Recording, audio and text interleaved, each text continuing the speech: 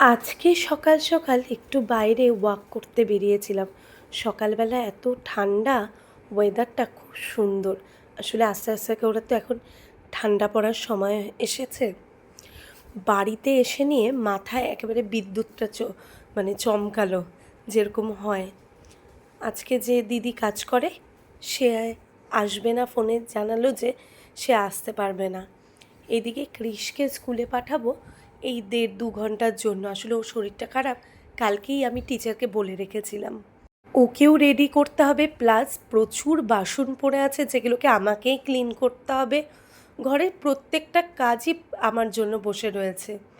আসলে আগে থেকে জানা থাকলে এতটা অপেক্ষা হয়তো আমি করতাম না।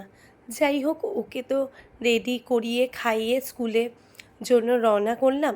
আর প্রথমেই আমি আমার গাছগুলোকে ভাবলাম যে জল দিয়ে নিই। আসলে সকালের টিফিনটা আমি ওই কৃষের সাথেই বানিয়ে নিয়েছিলাম।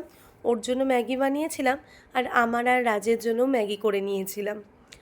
গাছগুলোতে জল না দিলেই মনে হয় কি কি জানি ওদের হয়তো কষ্ট দেওয়া হচ্ছে।